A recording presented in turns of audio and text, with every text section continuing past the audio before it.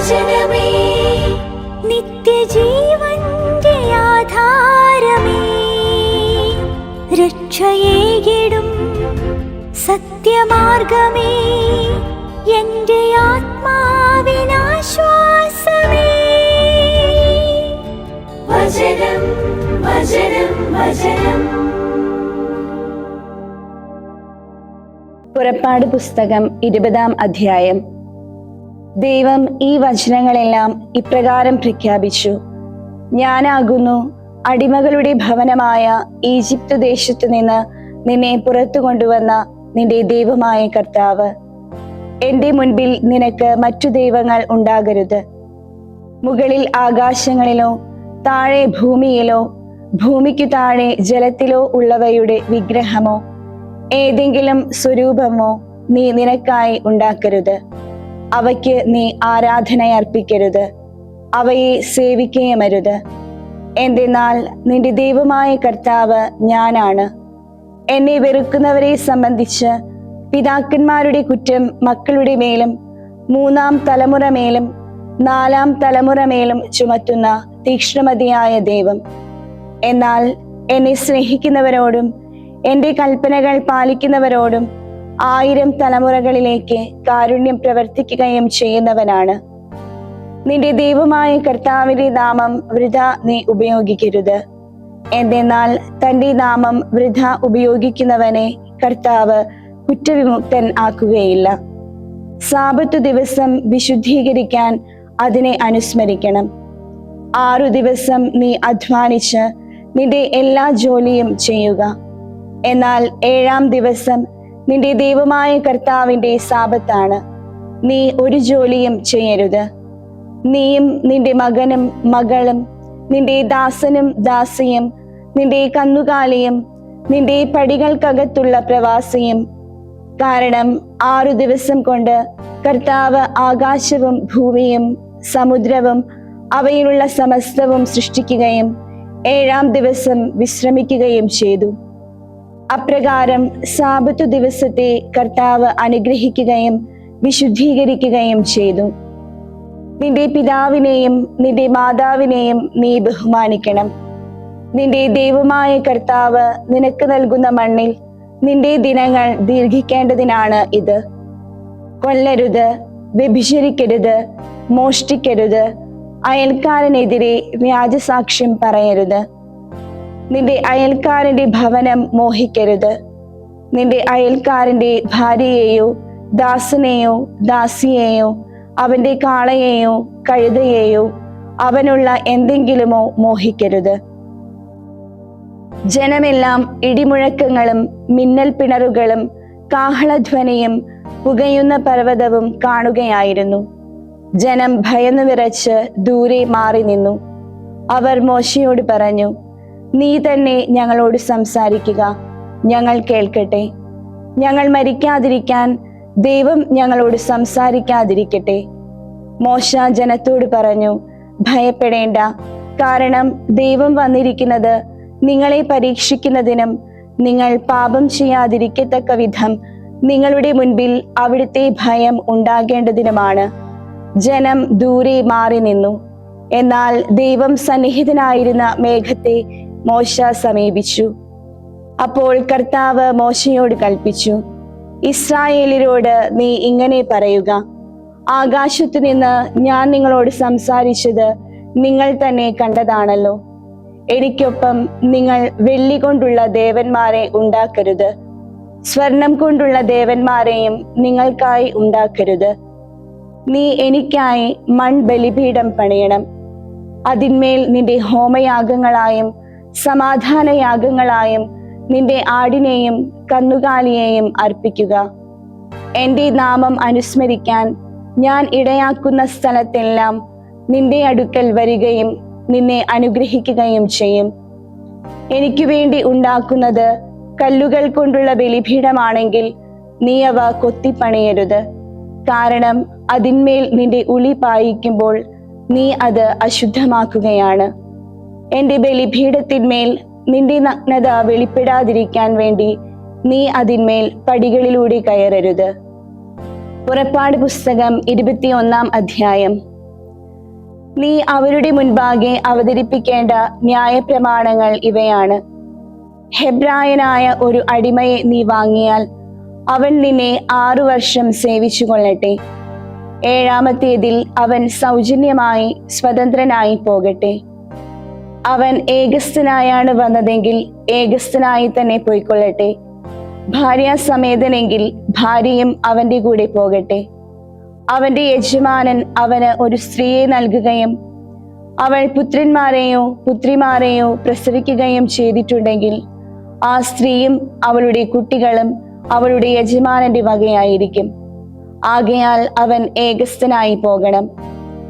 എന്നാൽ ഞാൻ എൻ്റെ യജമാനനെയും എൻ്റെ ഭാര്യയെയും എൻ്റെ മക്കളെയും സ്നേഹിക്കുന്നു, ഞാൻ സ്വതന്ത്രനായി പോകുന്നില്ല എന്ന് ആ ദാസൻ തീർത്തു പറഞ്ഞാൽ അവന്റെ യജമാനൻ അവനെ ദൈവസമക്ഷം കൊണ്ടുചെല്ലണം.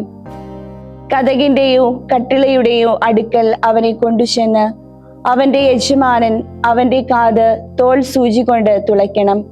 അവൻ എന്നേക്കും അയാളെ സേവിക്കും. ഒരാൾ തന്റെ പുത്രിയെ ദാസിയായി വിൽക്കുകയാണെങ്കിൽ ദാസന്മാർ വിട്ടുപോകുന്നത് പോലെ അവൾ വിട്ടുപോകാൻ പാടില്ല. എന്നാൽ യജമാനൻ അവളെ തനിക്കായി നിശ്ചയിച്ചിരിക്കെ തന്റെ ദൃഷ്ടികളിൽ അവൾ അപ്രിയയായാൽ അവളെ വീണ്ടെടുക്കാൻ അവൻ അനുവദിക്കണം. അവൻ അവളെ വഞ്ചിച്ചിട്ടുണ്ടെങ്കിൽ അന്യജനത്തിന് അവളെ വിൽക്കാൻ അവന് അധികാരമില്ല. അവൻ അവളെ തന്റെ പുത്രനു വേണ്ടി നിശ്ചയിച്ചിട്ടുണ്ടെങ്കിൽ പുത്രിമാരുടെ അവകാശപ്രകാരം അവളോട് പെരുമാറണം. അവൻ മറ്റൊരുവളെ തനിക്കായി സ്വീകരിച്ചാൽ പോലും ഇവൾക്കുള്ള ഭക്ഷണത്തിനോ ഇവളുടെ വസ്ത്രത്തിനോ ഇവളുമായുള്ള സഹവാസത്തിനോ കുറവ് വരുത്തരുത്.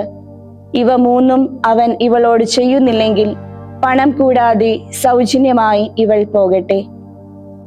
ഒരുവൻ മർദ്ദിക്കുകയും ആൾ മരിക്കുകയും ചെയ്താൽ അവൻ തീർച്ചയായും വധിക്കപ്പെടണം.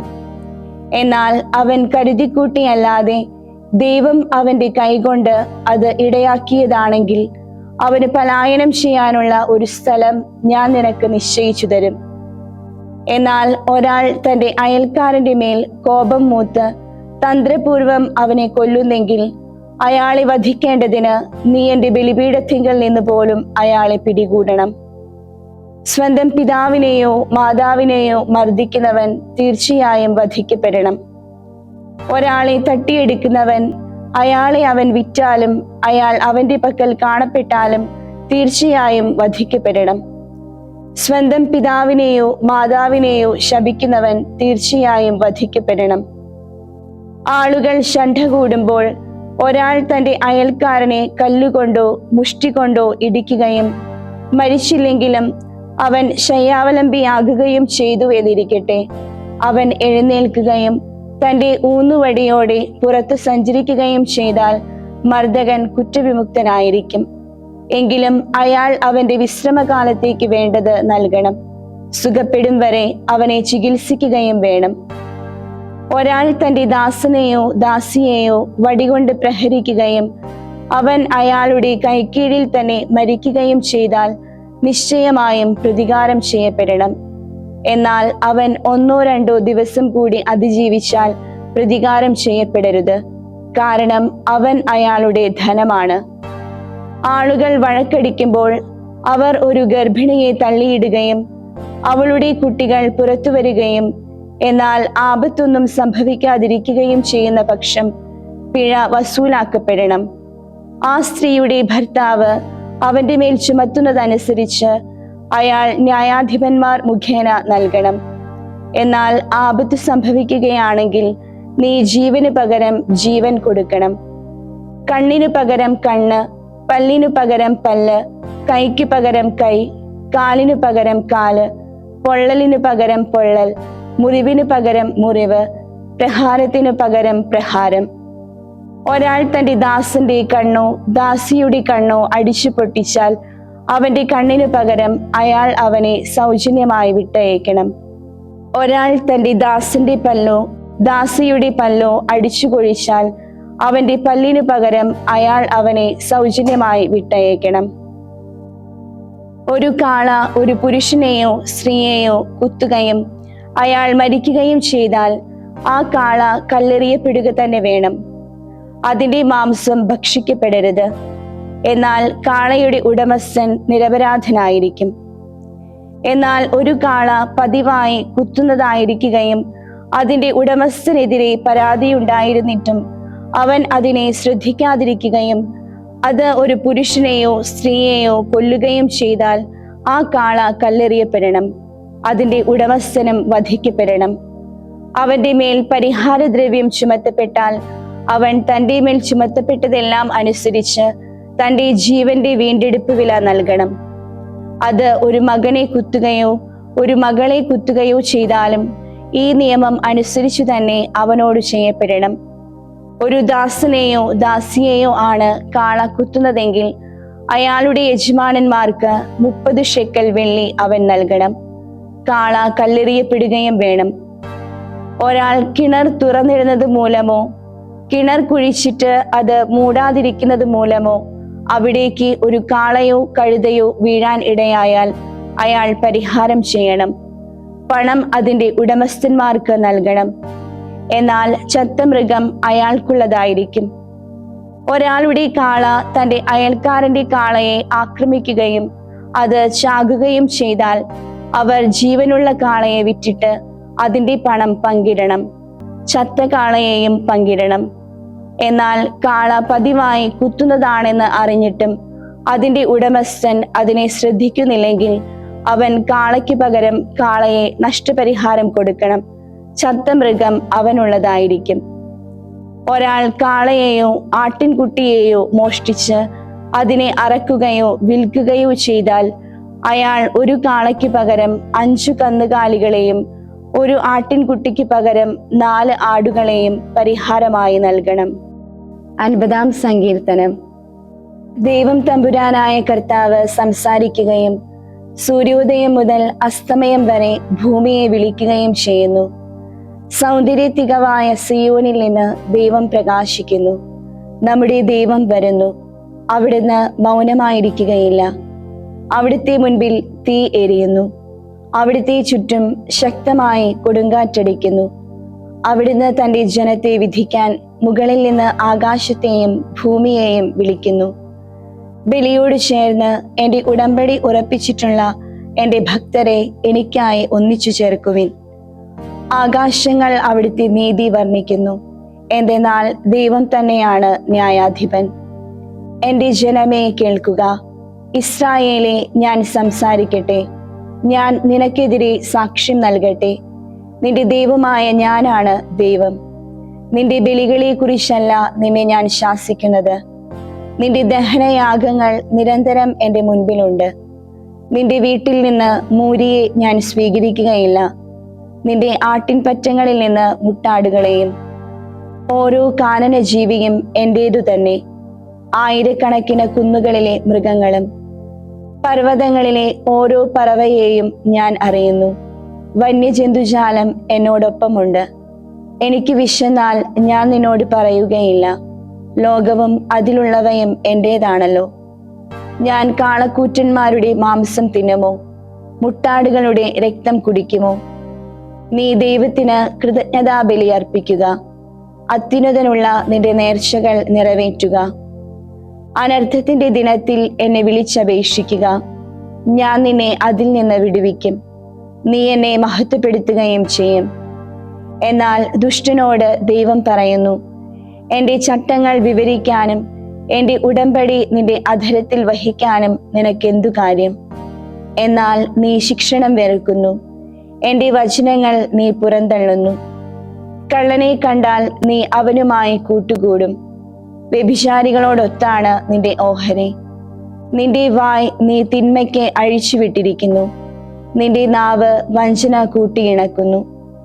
നീ ഇരുന്ന് നിന്റെ സഹോദരനെതിരായി സംസാരിക്കുന്നു. നിന്റെ മാതൃതനയനെതിരെ അധിക്ഷേപം നടത്തുന്നു. നീ ഇവ ചെയ്തു. ഞാൻ മൗനം ദീക്ഷിച്ചപ്പോൾ നിന്നെ പോലെ തന്നെയാണ് ഞാൻ എന്ന് നീ കരുതി. ഞാൻ നിന്നെ ശാസിച്ച് നിന്റെ മുൻപിൽ അവ നിരത്തിവെക്കും. സർവേശ്വരനെ മറക്കുന്നവരെ ഇത് ബോധ്യപ്പെട്ടുകൊള്ളുവിൻ. അല്ലെങ്കിൽ മോചിപ്പിക്കാൻ ആരുമില്ലാതെ ഞാൻ നിങ്ങളെ ചീന്തിക്കളയും. കൃതജ്ഞത ബലിയായി അർപ്പിക്കുന്നവൻ എന്നെ മഹത്വപ്പെടുത്തുന്നു. അവൻ ജീവിതചര്യ ക്രമപ്പെടുത്തുന്നവനാണ്. ദൈവിക രക്ഷ ആസ്വദിക്കാൻ അവന് ഞാൻ ഇടയാക്കും. വിശുദ്ധ മർക്കോസ് എഴുതിയ സുവിശേഷം 1-ാം അധ്യായം 1 മുതൽ 20 വരെയുള്ള തിരുവചനങ്ങൾ. ദൈവപുത്രനായ യേശുക്രിസ്തുവിന്റെ സുവിശേഷത്തിന്റെ ആരംഭം. ഏശയ്യാ പ്രവാചകന്റെ ഗ്രന്ഥത്തിൽ എഴുതപ്പെട്ടിരിക്കുന്ന പോലെ, ഇതാ നിനക്ക് മുൻപേ ഞാൻ എൻ്റെ ദൂതനെ അയക്കുന്നു, അവൻ നിന്റെ വഴിയൊരുക്കും. മരുഭൂമിയിൽ വിളിച്ചു പറയുന്നവന്റെ ശബ്ദം, കർത്താവിന്റെ വഴി ഒരുക്കുവിൻ, അവന്റെ പാതകൾ നേരെയാക്കുവിൻ. പാപമോചനത്തിനുള്ള മാനസാന്തരത്തിന്റെ സ്നാനം പ്രഘോഷിച്ചുകൊണ്ട് സ്നാപക യോഹന്നാൻ മരുഭൂമിയിൽ പ്രത്യക്ഷനായി. യൂദയ പ്രദേശം മുഴുവനും ജെറുസലേം നിവാസികൾ എല്ലാവരും അവന്റെ അടുത്തേക്ക് പോയി. അവർ പാപങ്ങൾ ഏറ്റുപറഞ്ഞ് ജോർദാൻ നദിയിൽ വെച്ച് അവനിൽ നിന്ന് സ്നാനം സ്വീകരിച്ചു. ഒട്ടകരോമം കൊണ്ടുള്ള വസ്ത്രമാണ് യോഹന്നാൻ ധരിച്ചിരുന്നത്. അവന്റെ അരയിൽ തോൽപ്പട്ടയും വെട്ടുകിളിയും കാട്ടുതേനുമാണ് അവൻ ഭക്ഷിച്ചിരുന്നത്. അവൻ ഇപ്രകാരം പ്രഘോഷിച്ചു, എന്നേക്കാൾ ശക്തനായവൻ എൻ്റെ പിന്നാലെ വരുന്നു. കുനിഞ്ഞ് അവന്റെ ചെരുപ്പിന്റെ വള്ളി അഴിക്കാൻ പോലും ഞാൻ യോഗ്യനല്ല. ഞാൻ നിങ്ങളെ ജലം കൊണ്ട് സ്നാനപ്പെടുത്തി, അവനോ പരിശുദ്ധാത്മാവാൽ നിങ്ങളെ സ്നാനപ്പെടുത്തും. അന്നാളുകളിൽ യേശു ഗലീലയിലെ നസ്രത്തിൽ നിന്ന് വന്ന് ജോർദാനിൽ വെച്ച് യോഹന്നാനിൽ നിന്ന് സ്നാനം സ്വീകരിച്ചു. വെള്ളത്തിൽ നിന്ന് കയറിയ ഉടനെ ആകാശം പിളരുന്നതും ആത്മാവ് പ്രാവിന്റെ രൂപത്തിൽ തൻ്റെ മേൽ ഇറങ്ങി വരുന്നതും അവൻ കണ്ടു. സ്വർഗത്തിൽ നിന്ന് ഒരു സ്വരമുണ്ടായി, നീ എൻ്റെ പ്രിയപുത്രൻ, നിന്നിൽ ഞാൻ പ്രസാദിച്ചിരിക്കുന്നു. ഉടനെ ആത്മാവ് അവനെ മരുഭൂമിയിലേക്ക് കൊണ്ടുപോയി. സാത്താനാൽ പരീക്ഷിക്കപ്പെട്ട് 40 ദിവസം അവൻ മരുഭൂമിയിൽ ആയിരുന്നു. അവൻ വന്യമൃഗങ്ങളോട് കൂടെയായിരുന്നു. ദൈവദൂതന്മാർ അവനെ ശുശ്രൂഷിച്ചു. യോഹന്നാൻ ബന്ധനസ്ഥനായ ശേഷം യേശു ദൈവത്തിന്റെ സുവിശേഷം പ്രഘോഷിച്ചുകൊണ്ട് ഗലീലയിലേക്ക് വന്നു. അവൻ പറഞ്ഞു, സമയം പൂർത്തിയായി, ദൈവരാജ്യം സമീപിച്ചിരിക്കുന്നു, മാനസാന്തരപ്പെടുവിൻ, സുവിശേഷത്തിൽ വിശ്വസിക്കുവിൻ. അവൻ ഗലീലി കടൽ തീരത്തുകൂടെ കടന്നു പോകുമ്പോൾ കടലിൽ വലയെറിഞ്ഞുകൊണ്ടിരുന്ന ശിമയോനെയും അവന്റെ സഹോദരൻ അന്ത്രയോസിനെയും കണ്ടു.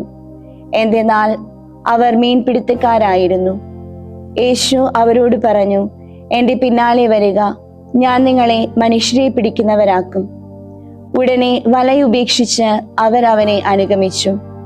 കുറച്ചുകൂടി മുന്നോട്ട് പോയപ്പോൾ സെബദിയുടെ പുത്രനായ യാക്കോബിനെയും അവന്റെ സഹോദരൻ യോഹന്നാനെയും കണ്ടു. അവർ വഞ്ചിയിലിരുന്ന് വലയുടെ കേട് പോക്കുകയായിരുന്നു. ഉടനെ അവൻ അവരെയും വിളിച്ചു. തങ്ങളുടെ പിതാവായ സെബദിയെ സേവകരോടൊപ്പം വഞ്ചിയിൽ വിട്ട് അവർ അവനെ അനുഗമിച്ചു. ദൈവവചനമേ, നിത്യജീവന്റെ ആധാരമേ, രക്ഷയേകിടും സത്യമാർഗമേ, എൻ്റെ ആത്മാവിനാശ്വാസം.